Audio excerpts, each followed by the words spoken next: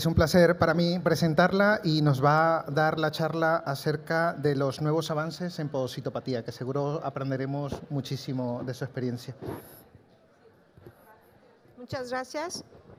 Por favor, id entrando en silencio para poder empezar la charla. Muchas gracias. Perfecto. Bueno, pues aquí estamos nuevamente. Voy a empezar, aunque todos no han regresado porque pues cuestiones de tiempo. Y pues vamos a hablar ahora sí de mi tema, uno de mis temas favoritos, que es acerca de nuevas aportaciones en el estudio de las podocitopatías. En realidad, esta plática se debería llamar así: enfermedad de cambios mínimos, un misterio a punto de terminarse. Y verdaderamente espero que al final de la charla puedan ustedes, es difícil competir con el ruido afuera. Sí, porfa, entramos en silencio para poder continuar con la charla. Muchas gracias. Esperar tantito. Sí. Bueno, como les decía, en realidad el título de la charla debería llamarse así: enfermedad de cambios mínimos, un misterio a punto de terminarse. Y no tengo conflictos de interés en esta plática. Lo que vamos a revisar va a ser, primero vamos a empezar con un caso clínico, INDEX, para después pasar a revisar cuál es la nueva propuesta de clasificación de las enfermedades podocitarias y para última mostrar qué es lo que sabemos hasta el momento acerca de la etiología, cuáles son las alteraciones moleculares que hemos encontrado y que están relacionadas con podocitopatías y sobre todo, por ejemplo, por qué se produce una podocitopatía después de algunos eventos detonantes, por ejemplo, después de inmunizaciones, de infecciones virales o inclusive en pacientes que tienen linfoma de Hodgkin. Bueno, este es el caso. Este es un varón de 18 años que tiene como único antecedente de importancia una historia clínica de asma desde que era niño. Se presenta con una edema que aparece abruptamente 4 días después de haber sido vacunado para COVID con la vacuna de tipo Pfizer o de Pfizer. Al ser revisado tiene edema escrotal hasta la primera semana y el paciente se presenta clínico en el día 12, o sea, después de a los 4 días empezó con edema, hasta a la semana este edema se ha hecho tan intenso que llega a afectar la zona escrotal y al día 12 el paciente va al ver al clínico, se presenta en emergencia. No, después, además de asma, no tiene ningún otro tipo de antecedentes familiares y sus primeros laboratorios muestran que tiene hipoalbuminemia, tiene hiperlipidemia, proteinuria de 12 gramos al día y una creatinina de 110 micromilimoles por litro.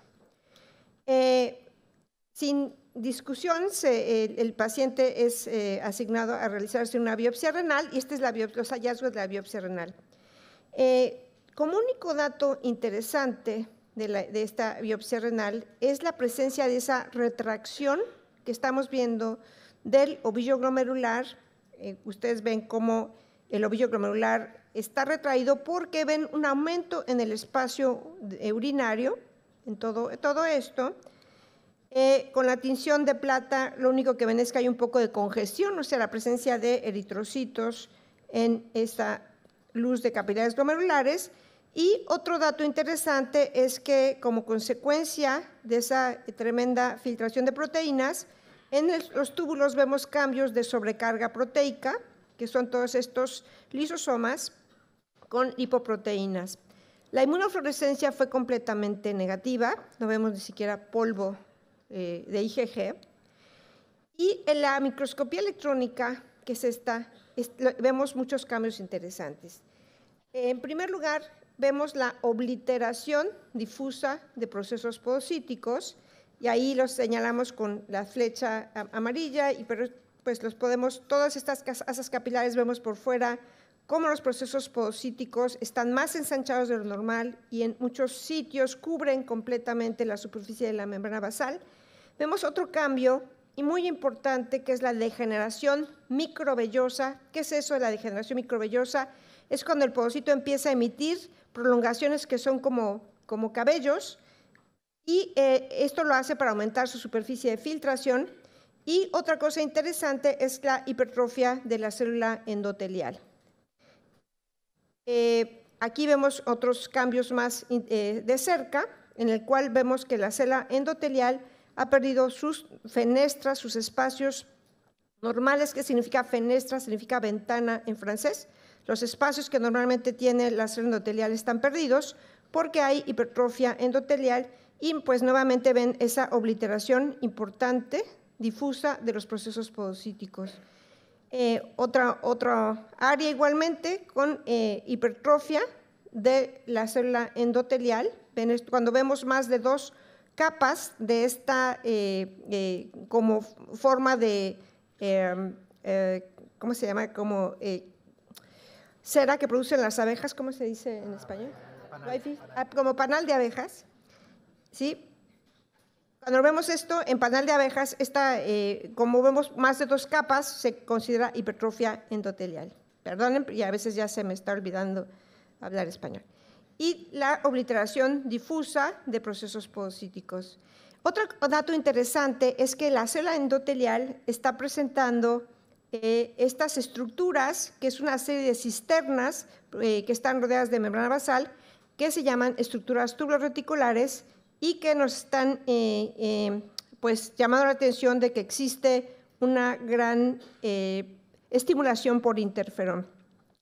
Nosotros hace algún tiempo publicamos este artículo acerca de en qué condiciones podemos encontrar estas estructuras tubuloarticulares, y pues se ven cuando existe estimulación por interferón, tanto en enfermedades autoinmunes como en infecciones virales, en los injertos, por supuesto, porque tienen una gran estimulación de interferón.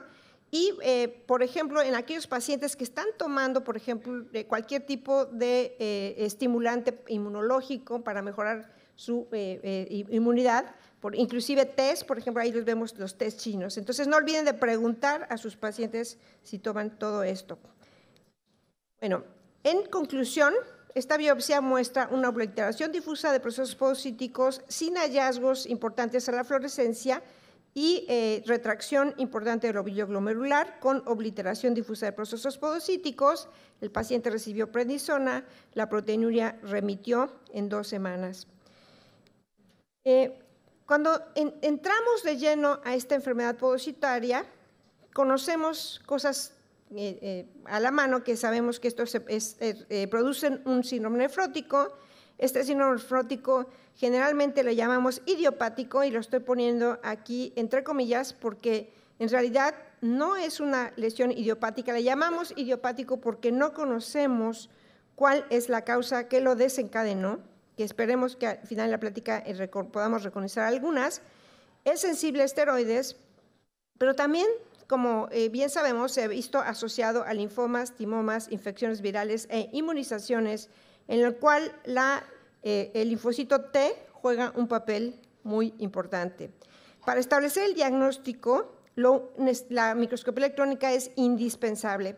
Si ustedes no ven al microscopio electrónico, esto no lo pueden diagnosticar. Por ejemplo, aquí a la izquierda ven un asa capilar normal que tiene unos procesos podocíticos separados muy finamente, y que es una asa capilar que no es de un humano. ¿Cómo lo sabemos? Porque se ve perfectamente la lámina rara interna y externa, y en los humanos no la vemos. Ustedes ven, la membrana basal tiene siempre este aspecto. Bueno, volviendo a los procesos podocíticos, aquí vemos esta obliteración difusa de los procesos podocíticos que cubre la superficie de la membrana capilar. Algo muy importante que quiero mencionarles: esto no es una fusión de los procesos podocíticos, porque las membranas basales, los pedicelos, no vienen de diferentes células y se conjuntan como una célula gigante formando la superficie, no. Lo que sucede es que están entrelazados y cuando uno se daña, los que quedan se hipertrofian y empiezan a cubrir la superficie. Por eso cambian esa morfología de ser un pedicelo a una estructura aplanada. ¿Por qué lo hacen? Lo hacen por la siguiente razón. El podocito tiene un citoesqueleto de actina muy importante que forma la lamelopodia, y así como las células, como los macrófagos que engolfan, que pueden moverse para poder rodear a una estructura que quieren fagocitar, así los podocitos pueden cambiar de forma porque tienen un citoesqueleto de actina muy, muy importante y muy desarrollado. Entonces, no llamamos esto fusión podocitaria, es obliteración. Obliteración, que significa que se están extendiendo, y a veces esta extensión es tan importante que el cuerpo completo del podocito está cubriendo la superficie de la membrana basal. Como en condiciones normales, el podocito tiene procesos primarios y secundarios, y el proceso secundario es el que lo vemos formando el pedicelo. Cuando está tan dañado, empieza a extenderse tanto que el cuerpo completo del podocito lo cubre. Otra cosa muy importante es que cuando vemos la microscopía electrónica, como la que estamos viendo aquí, podemos identificar el citoesqueleto de actina. Ustedes lo ven aquí como estas bandas oscuras que están sobre la superficie de la membrana basal. Así se acomoda, es como las bandas Z del músculo, que es toda la actina que está acumulada, ahí está concentrada del citoesqueleto. Es importante no confundirlo con complejos inmunes, porque por su estructura electrodensa, estos no son complejos inmunes, es el citoesqueleto de actina. Bueno, esta capacidad de moverse, de cambiar de forma, le permite también al podocito a volver a su estado natural tras la resolución del síndrome nefrótico, o dando lugar a la resolución de la proteinuria.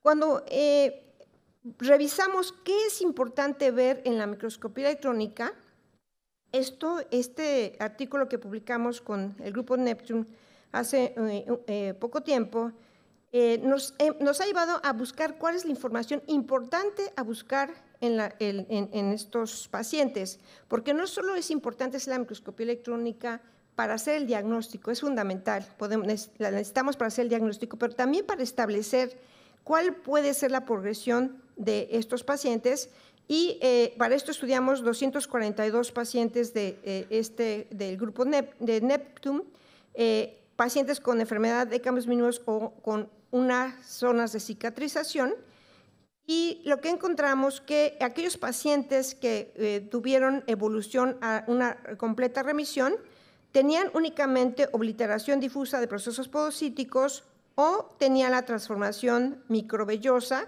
que es lo que les mostraba en este alargamiento, mientras aquellos que progresaron a daño renal crónico tenían un daño endotelial que generalmente era la hipertrofia endotelial, así como cambios en la textura de la membrana basal glomerular. Estos cambios en la textura y los cambios endoteliales, por lo tanto, no nos olvidemos cuando vemos la microscopía electrónica de no solo calificar la obliteración podocitaria, sino ir a ver cómo está el endotelio y qué cambios en la textura de la membrana basal glomerular podemos encontrar. Entonces, para establecer el diagnóstico de podocitopatías, necesitamos el cambio en la morfología, la obliteración de estos procesos podocíticos, que inclusive con transformación microvellosa, el daño endotelial y los cambios en la textura de la membrana basal. En cuanto a la epidemiología, sabemos que esto es una enfermedad que afecta de manera universal. Existen, sin embargo, ciertos cambios en la epidemiología de la presentación de enfermedad de cambios mínimos, que es en lo que ven ustedes en el mapa de la parte superior, con respecto a los cambios descritos asociados a podocitopatía con esclerosis que vemos en la parte inferior. Hay un cambio en la epidemiología, y cuando estudiamos cuáles son las causas desencadenantes, o sea, causas o los factores desencadenantes o los factores de riesgo, Estoy utilizando esta tabla de Jeffrey Cobb, en la cual ha descrito que existen cambios de estos riesgos y causas en la edad de niños, durante la edad adulta o a cualquier edad. Sin embargo, yo he dividido esto en desencadenantes. A su derecha pueden ver, porque la presencia de interferón, tratamientos con interferón, las infecciones virales, el tratamiento con inhibidores de factor de crecimiento de endotelio vascular, y la presencia de citocinas por alguna otra razón, por ejemplo por inmunizaciones, en realidad son desencadenantes y no son causas directas de la enfermedad. Lo que sí podemos poner como una causa importante es la presencia de apolipoproteína 1, tener factores de riesgo de apolipoproteína 1. Hoy vimos un caso muy interesante de un paciente que lo presentaba y que desarrolló una lesión podocitaria importante. Esta apolipoproteína 1 está descrita en pacientes afroamericanos y en pacientes latinoamericanos, pero es importante reconocer que en pacientes latinoamericanos la población original, que todos los que poblaron América, venían de Asia o de Oceanía y no tenían este factor de riesgo, además de que este gen de riesgo apareció aproximadamente hace 10,000 años. Y esta migración fue mucho más antes, ¿no? Fue antes de esto. ¿Qué es lo que dio ese factor de riesgo a Latinoamérica? Fue cuando hubo este movimiento de esclavos de África subsahariana a América, en la cual hubo esa cierta mezcla de la raza negra con población latinoamericana, dando por lo tanto ese riesgo a los latinoamericanos. Todos sabemos cuáles son los alelos de riesgo. Esto ya no lo voy a repetir, que lo acaban de mostrar. El tener ser homocigoto por factores de riesgo aumenta la posibilidad de presentar o de tener una afección renal que tenga una evolución rápida a insuficiencia renal crónica.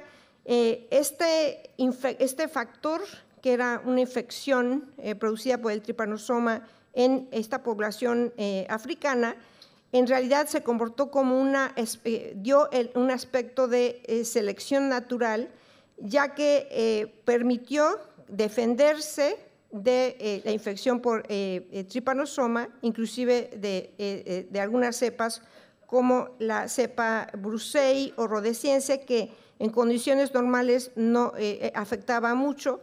¿Qué es la apolipoproteína 1? Es una proteína producida por el hígado y que tiene una capacidad lítica de este parásito. Entonces, el tener estos factores que son de riesgo para progresión renal permitió poder defenderse de este parásito.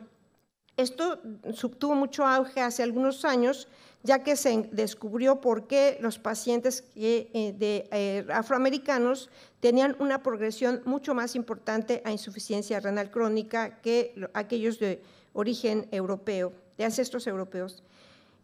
Sin embargo, también se ha visto que el tener ese alelo de riesgo no es sine qua non de desarrollar enfermedad renal, sino que se necesita un segundo golpe, un second hit. ¿Y cuáles son esos second hits? Como vimos en el caso que presentaron, la infección por parvovirus B19 en ese paciente, así muchas infecciones virales y otros factores de riesgo son necesarios para que se exprese la apolipoproteína 1 como factor de infección, de afección del podocito. ¿Qué produce la apolipoproteína 1 en el podocito? Bueno, produce los cambios morfológicos que vemos, que yo describí afectando la actina, la obliteración de procesos podocíticos, produce esta retracción importante del ovillo glomerular con hipertrofia podocitaria que llamamos glomerulopatía colapsante. ¿Cómo se activa la apolipoproteína 1 en estos pacientes? ¿Cómo se activa? Tiene ese factor de riesgo, se activa por medio de interferón. Por lo tanto, las infecciones virales y las enfermedades autoinmunes como lupus pueden presentar esa expresión. Algo muy interesante con respecto a esto es que se ha visto que también Los pacientes con lupus en la población latinoamericana y en la raza negra tienen una progresión diferente a lo que sucede con otros pacientes de origen europeo, y que esto no se debe solamente a factores socioeconómicos, sino que el tener la polipoproteína 1 hace que muchos de esos pacientes desarrollen podocitopatía lúpica o inclusive podocitopatía de tipo colapsante. El interferón en células en cultivo también produce la expresión de apolipoproteína 1, y durante la epidemia de COVID que tuvimos recientemente, pudimos comprobar que aquellos pacientes que desarrollaron más lesión podocitaria, que llamaron el COBAN, fueron aquellos que tenían la expresión de apolipoproteína 1. Por lo tanto, juega un papel fundamental, como podemos ver en este resumen de qué tipo de lesiones glomerulares produce la apolipoproteína 1 o está relacionada. Todas ellas, como puse en las flechas, están relacionadas a la afección de podocitos, ya que se ha visto esa inducción de daño importante producida por el interferón. Con respecto a la clasificación, esta clasificación de Columbia, que es del 2004, solamente fue una guía que nos decía en dónde se encontraba la cicatriz de este glomérulo. O sea, si la cicatriz estaba cerca de la zona periliar o cerca de la zona tubular, o si estaba asociada a colapso del capilar glomerular, o si además había hipercelularidad, pues trataron de separarla en diferentes grupos. La importancia de esto fue que nos ayudó, por ejemplo, a separar las lesiones periliares, que podríamos atribuirlas a una lesión podocitaria que ahora clasificamos como secundaria o no daño primario podocitario, mientras que las otras generalmente están asociadas a un daño podocitario primario. Y como ven ustedes, en la clasificación había una que se llamaba NOS o no especificada de ninguna manera. Por lo tanto, cualquiera que no cumpliera las características de esto, pues pertenecía a aquel grupo, era como un cesto de basura, donde lo que no sabemos ahí va a parar. Y tampoco sabíamos ni cuál era el pronóstico de. Pero utilizando esa clasificación, bueno, fue el principio de llamar nuestra atención acerca de estas lesiones esclerosantes, y se fueron aportando más cosas. Una cosa que se aportó posteriormente y que es importante es que pudimos separar cuáles lesiones podían tener buen pronóstico de aquellas que tenían mal pronóstico. Y las lesiones de buen pronóstico, por ejemplo, aquí tenemos la enfermedad de cambios mínimos y la lesión cicatrizal de la punta.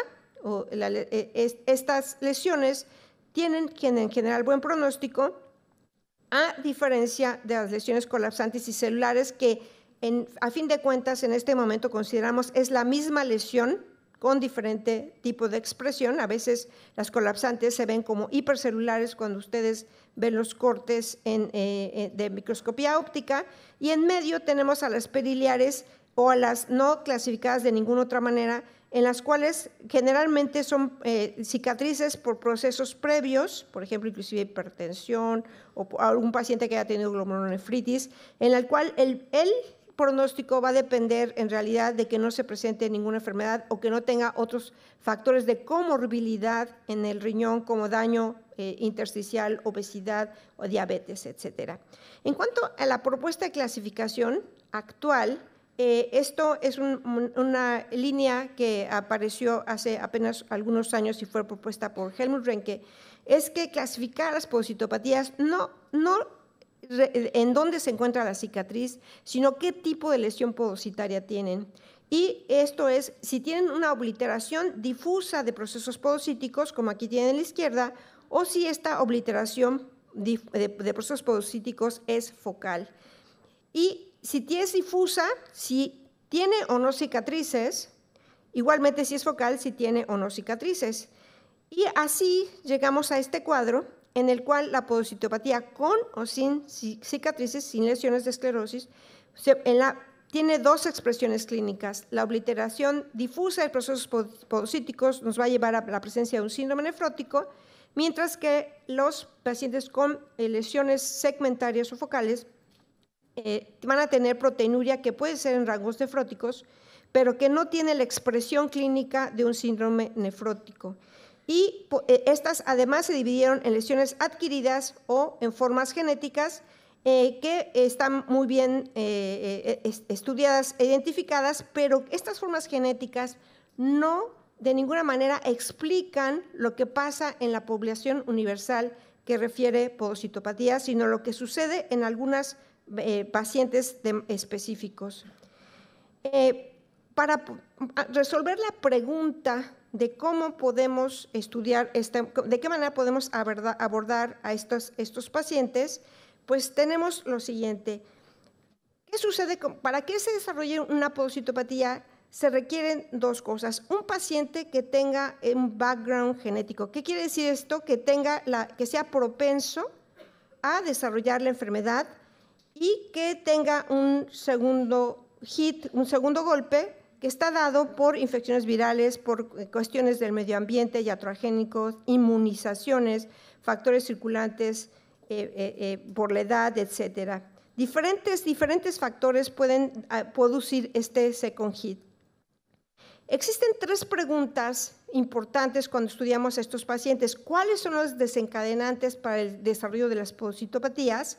Y principalmente aquellas que están asociadas a inmunizaciones, como el paciente que veíamos al inicio, aquellos asociados a infecciones virales o enfermedad de Hodgkin.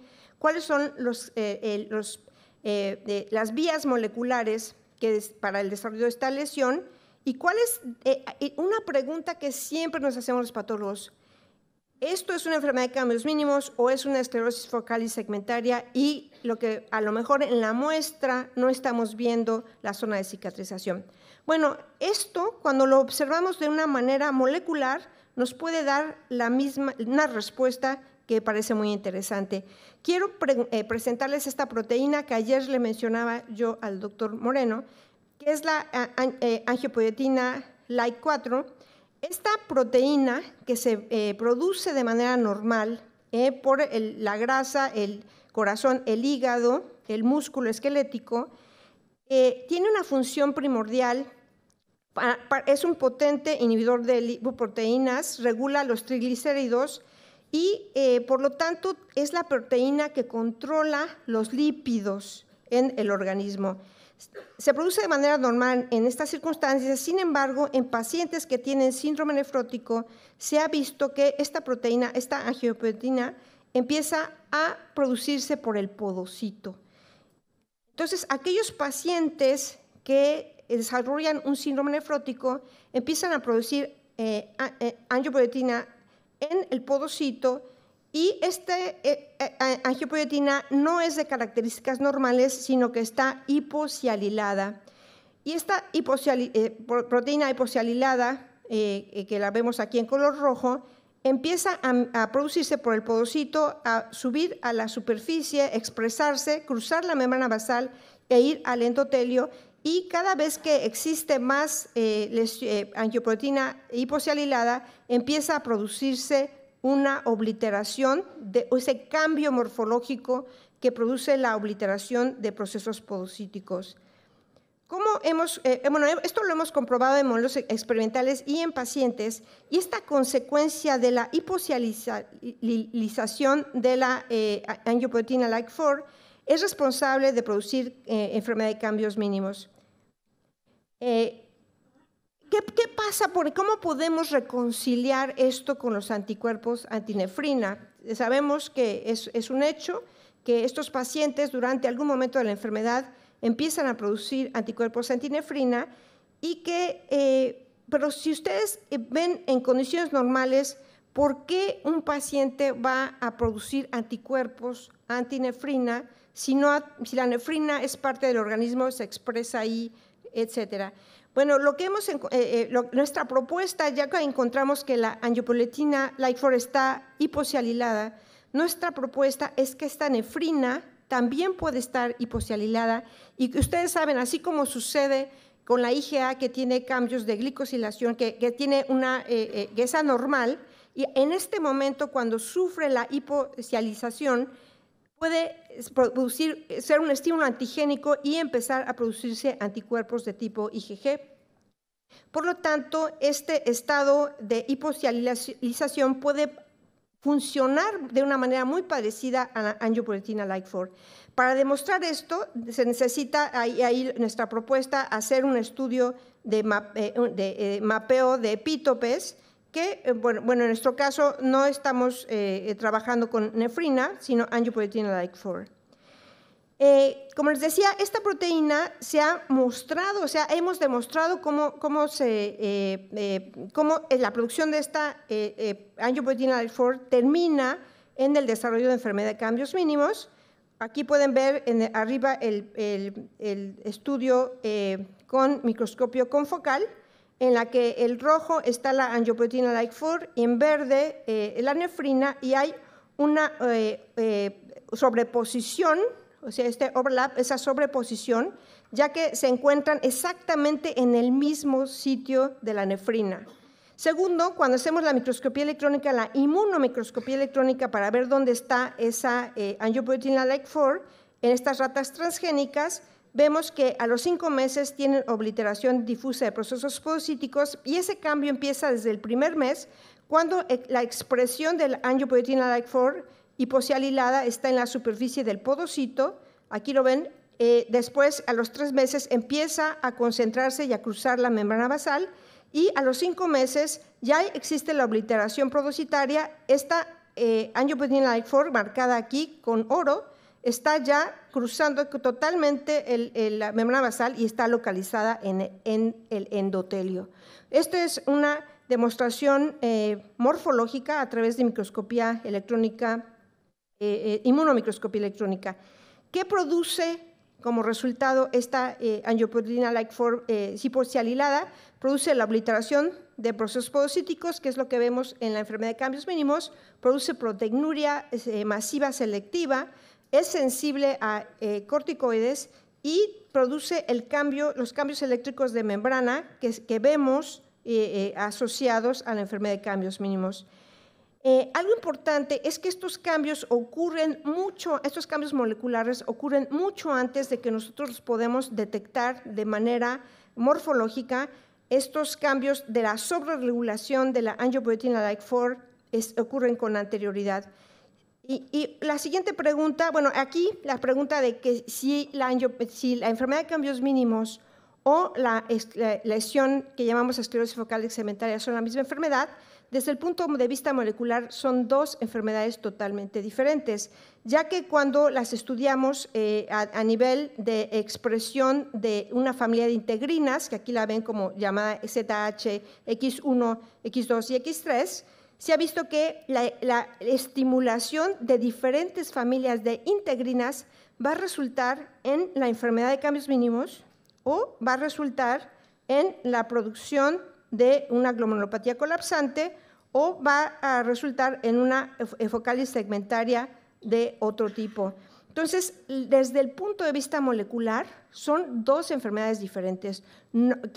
Esto es muy interesante porque nos lleva a la conclusión de que la enfermedad de cambios mínimos no evoluciona a una colapsante, no evoluciona a una lesión con esclerosis de otro tipo. Sin embargo, otra cosa interesante de este estudio es que la enfermedad de cambios llamada de la punta, la lesión de la punta tiene el mismo patrón molecular que la enfermedad de cambios mínimos. Por lo tanto, son la misma enfermedad y también responden de una manera muy favorable a esteroides y tienen generalmente el mismo pronóstico. No nos confundamos cuando llamamos pronóstico a una enfermedad que recurre y recurre y recurre, porque esto sí es la historia de estos pacientes.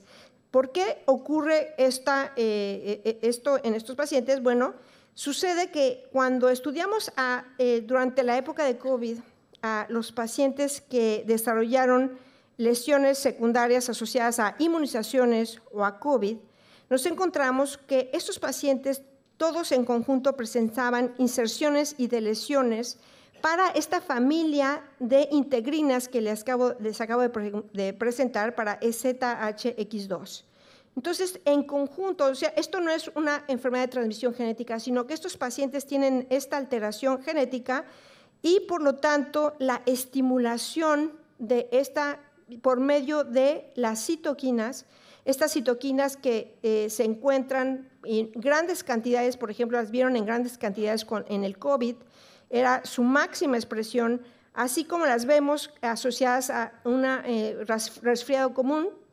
Ustedes, clínicos que ven pacientes, saben que el resfriado común estimula el desarrollo, la recidiva de una podocitopatía de tipo cambios mínimos en el paciente que tiene esta enfermedad desde pequeño. Y estudiando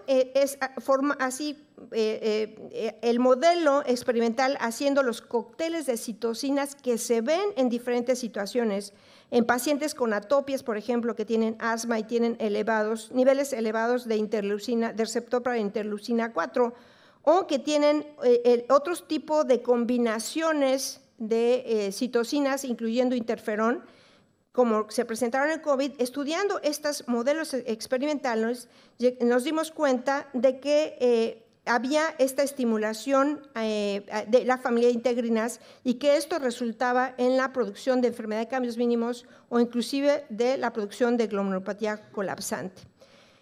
Por lo tanto, los patrones moleculares del desarrollo de la enfermedad de cambios mínimos están descritos, los hemos descrito.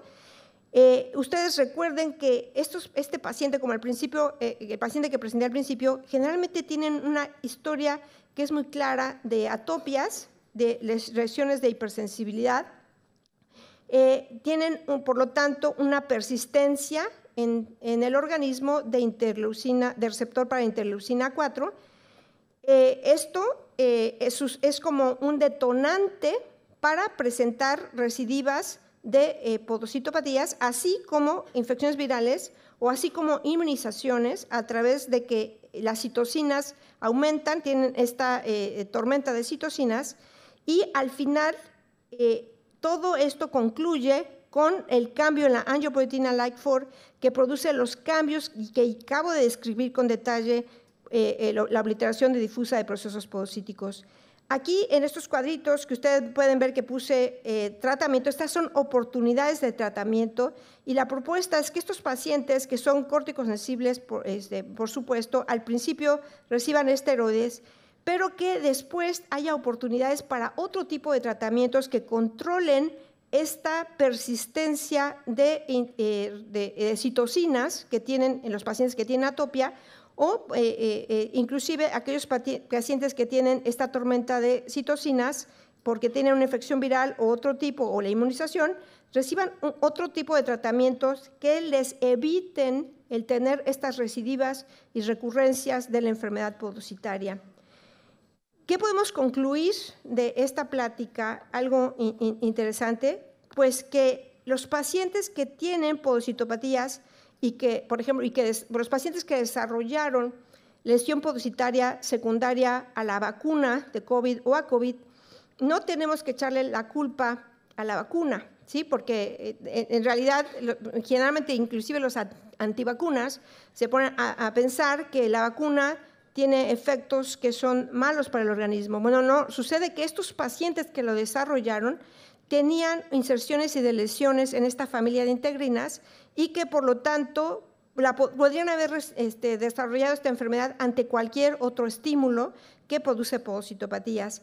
Segundo, conclusión de esta plática es que la enfermedad de cambios mínimos y la esclerosis focal segmentaria son dos enfermedades diferentes desde el punto de vista molecular, que estimulan a diferentes familias de integrinas e inclusive la manera diferente en la que entran al núcleo para estimular a la angiopoietina like-4 y produzca estos cambios en la morfología del podocito que acabo de describir.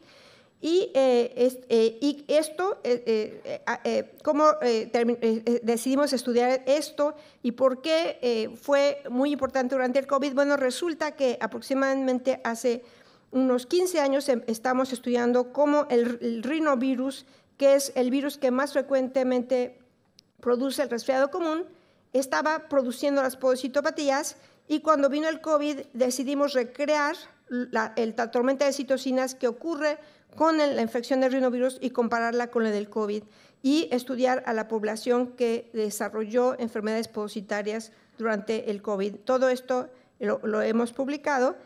Y por lo tanto, bueno, ¿qué conclusión tiene esta plática? Bueno, estas lesiones podocitarias estamos terminando con esa idea de que son idiopáticas y por lo tanto, pues me gustaría que se fueran con la idea de que esta enfermedad de cambios mínimos no en realidad es una enfermedad idiopática, es un paciente que tenemos ante nosotros que tiene un factor genético atrás que está expuesto a muchísimos factores del medio ambiente que se lo pueden estimular. Y por lo tanto, esas recidivas que tenemos en esos pacientes son por esto, dependiendo de su estado de citocinas y de otros estimulantes de las familias de integrinas. Quiero agradecer al grupo del doctor Suman Chok, en el cual llevo trabajando en este laboratorio desde hace 21 años y que hemos podido hacer todos estos trabajos.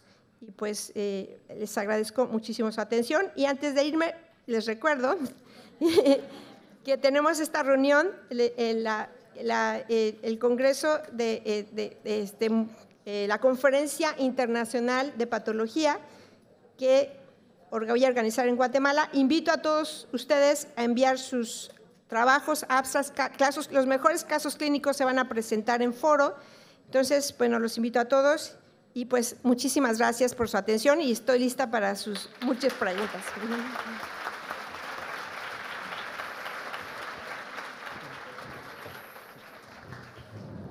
Bueno, queda abierto el turno de preguntas. Yo, mientras la gente se va animando, tengo varias dudas. Primero, la angiopoietina like-4 tiene expresión periférica. ¿Se ha encontrado que tenga, al ser secretada, si entra en el torrente sanguíneo y se puede detectar? La angiopoietina like-4 es una proteína normal, la cialilada es una proteína normal. Por lo tanto, pues viaja en el organismo unida a proteínas, así como los lípidos. ¿Sí?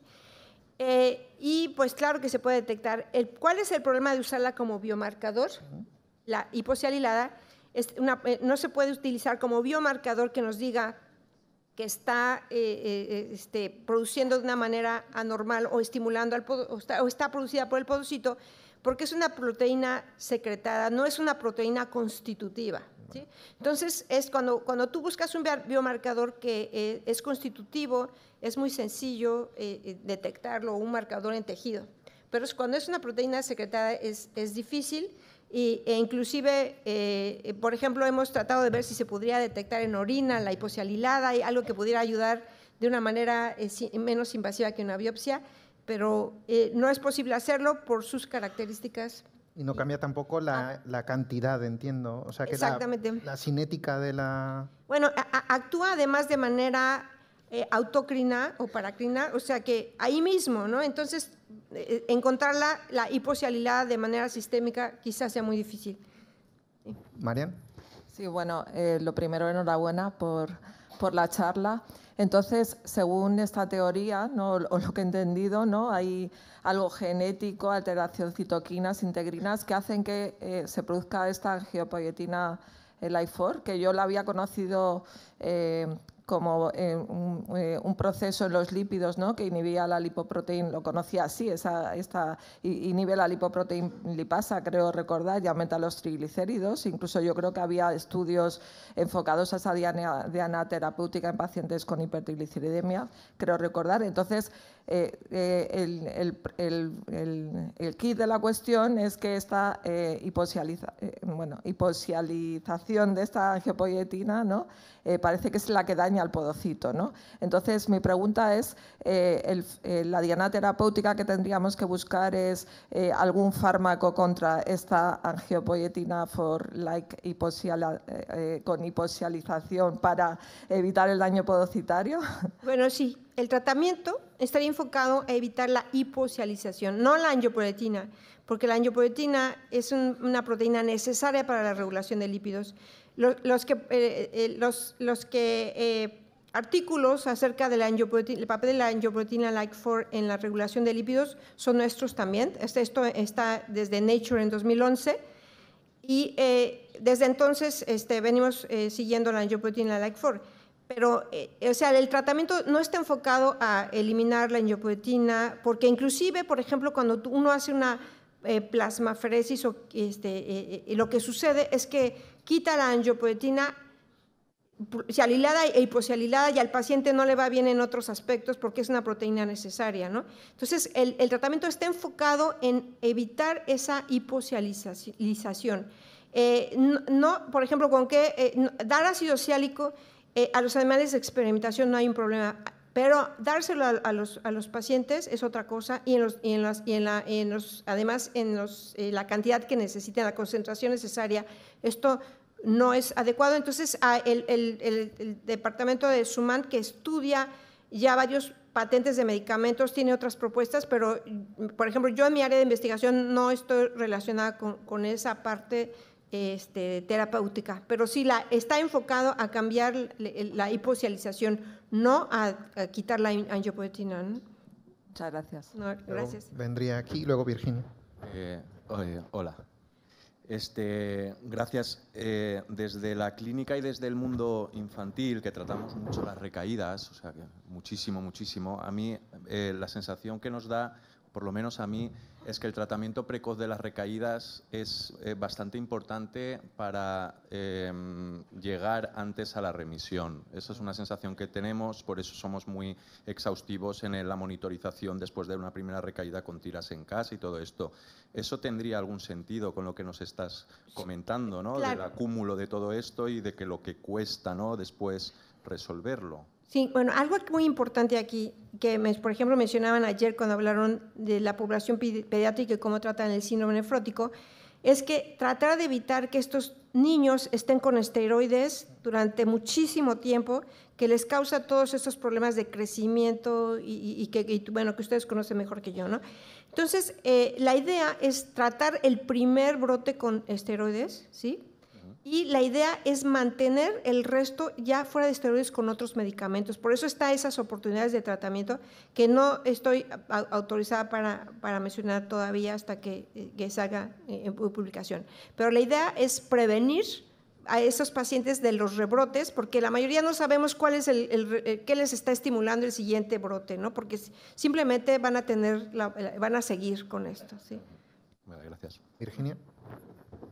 ¿Se sabe si la célula B o la célula T tienen capacidad de producción esta angiopoietina o estimular su producción de alguna manera? Bueno, la relación es más con el linfocito T más que con la célula B. La célula B no parece estar implicada y así como hay el artículo más antiguo que existe de la asociación del linfocito T con enfermedades pogocitarias, que es de 1974, mencionaban esta observación de que los pacientes tras inmunizaciones, tras linfomas y timomas desarrollan, sigue siendo en boga, que es el linfocito T, el que puede actuar como un detonante, y no el linfocito T directo, sino a través de linfocinas u otro tipo de sustancias, como un detonante, y no el linfocito B. No puede, quizás estimule la síntesis de la angiopoietina hiposialilada, ¿no? Por aquí. Muchas gracias, ha estado súper bien la charla. Tengo un par de preguntas. Entiendo que lo que usted sugiere es que la hiposialización podría afectar a cualquier proteína que podría estar expresada en el podocito y eso crear una inmunidad reactiva contra esa proteína. Mi pregunta es, ¿siempre sería así o hay espacio para causas no inmunológicas? Y la otra pregunta que tengo, en base al tema de la vía de las integrinas, ¿cree usted que eso está mediado por vías activadas por proteasas? No sé si está mediado por vías activadas de proteasas, eso lo desconozco. Y con respecto a la otra pregunta, acerca de otras proteínas pueden hiposialilarse, sí, y pueden participar, así como la angiopoietina like-4, en los cambios morfológicos de obliteración de los procesos pogocíticos. ¿Qué tipo de proteínas? Las que tengan que ver con el glicocálix que cubre la membrana basal. Por eso mencioné la nefrina, ¿sí? Por eso, por ejemplo, artículos que mencionaron ayer, no solo la nefrina, hay otras proteínas que están envueltas, pero son las proteínas del glicocálix que en realidad, al cambiar su conformación química, empiezan a ser un poco antigénicas. Y esto no quiere decir que sean la causa, ¿sí?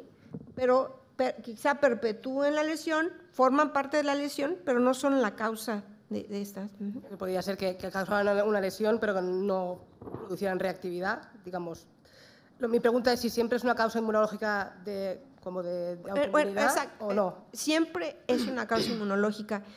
Cuando se dividían las enfermedades glomerulares en mediadas por complejos inmunes y no mediadas por complejos inmunes, que es las podocitopatías, se tenía la idea de que la inmunidad no estaba relacionada con las podocitopatías. Sin embargo, está súper relacionada con las podocitopatías después de todo lo que vimos, nada más que los complejos inmunes no están aquí en esta parte, ¿no? Y en toda la demás. Sí, yo lo entiendo, lo que pasa es que al final siempre hay algunos pacientes que nunca responden a nada, ¿no? Y esa es mi inquietud, ¿no? Si nunca responden a nada de ningún tratamiento inmunosupresor, es que igual algunas veces no hay una causa inmunológica. El que no respondan a nada significa que tienen un estímulo permanente que les está permitiendo hacer la podocitopatía y que no hemos sido capaces de identificar y que no… O sea, ¿qué sucede con este tipo de pacientes? Por ejemplo, he visto pacientes que tienen esta estimulación asociada a un linfoma que no ha sido encontrado hasta mucho después, ¿sí? Cuando tu paciente con síndrome nefrótico no responde a esteroides, el trigger que está estimulando la producción no lo has descubierto, ese ha sido el problema. Entonces, he visto pacientes, por ejemplo, enfermedad de Hodgkin detrás que todavía no ha sido diagnosticada hasta después y que se empezó a manifestar con síndrome nefrótico. Otro paciente, por ejemplo, con timoma, en el cual hasta después, el paciente se descubrió este timoma y después ya hubo una respuesta. Muchas gracias. No, al contrario. Ana. Muy rápido. Yo lo primero, enhorabuena y la verdad es que yo me voy súper contenta porque llevamos muchos años con mucha ignorancia y a mí por lo menos me ha ayudado mucho. Entonces mi pregunta es fácil, si dentro de lo complejo que hay que estudiarse que nos has contado, has comentado que un poco en la fisiopatología, por todo lo que habéis visto en la respuesta a las integrinas, podemos casi, o estamos en proceso de poder decir que la segmentaria focal y la cambios mínimos son dos entidades diferentes.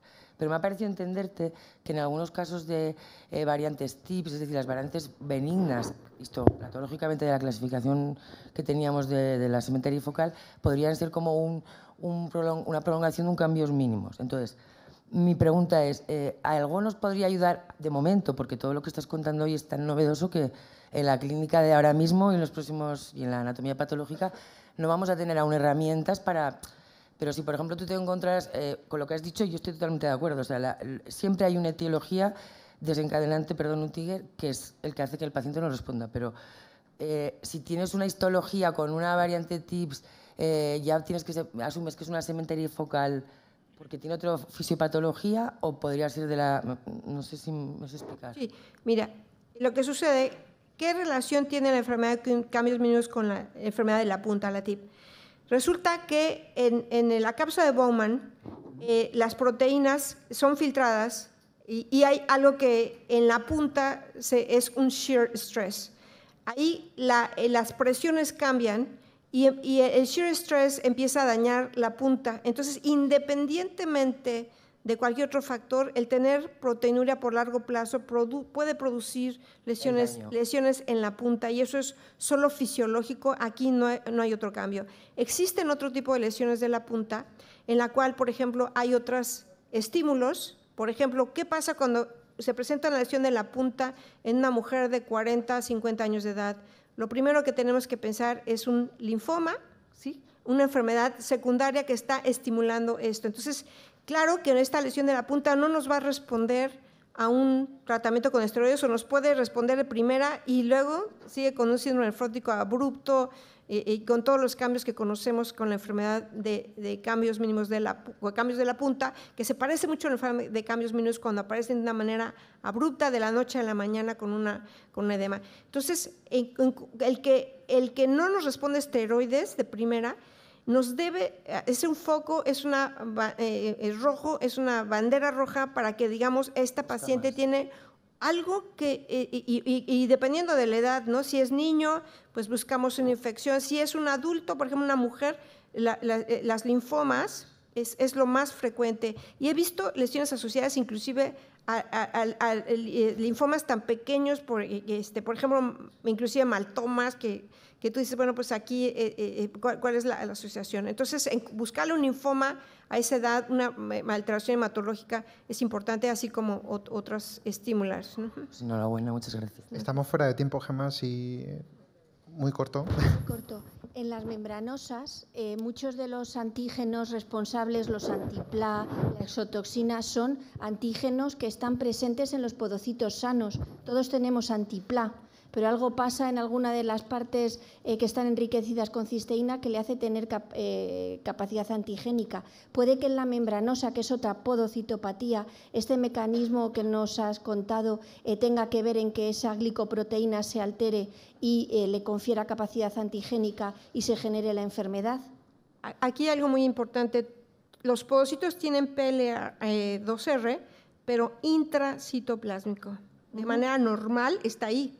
Entonces, lo que hace que se conforme una reacción antigénica es que se empieza a presentar en la membrana basal, ¿sí? Entonces, nadie va a desarrollar ninguno de nosotros una membranosa hasta que ese PLA2R que tenemos en el podocito se expresa afuera, ¿sí? Y algo tiene que pasar para que se externalice. El problema con las membranosas es que no se ha descubierto, porque alguno de ustedes se preguntará por qué una enfermedad autoinmune contra algo que es la membrana basal glomerular empieza a los 40 años de edad, ¿sí? ¿Qué pasaron esos? No, pues hay un estímulo. Hay estímulos que pasamos desapercibidos. Por ejemplo, los fármacos. Se ha visto, como el caso que presentaron hoy, les decía, ojo, porque estos fármacos que inducen una membranosa de principio pueden desarrollar una membranosa después asociada a PLA2R cuando el estímulo se hace continuo, ¿sí? O sea, estos pacientes que primero vienen con PLA2R negativa pueden regresar con un PLA2R positivo, ¿sí? No sé si me hago entender. Los fármacos, la sarcoidosis, que antes se pensaba, la membranosa asociada a sarcoidosis no es PLA2R. Bueno, al principio, pero estos estímulos se ha demostrado que después desarrollan una membranosa. Entonces, estamos empezando a conocer cuáles son los estímulos para las membranosas, pero no los conocemos todos, porque la membranosa es una lesión muy frecuente y no hemos encontrado todos los estímulos que pueden realizarla. Muchas gracias. Pues muchas gracias, terminamos aquí la mesa.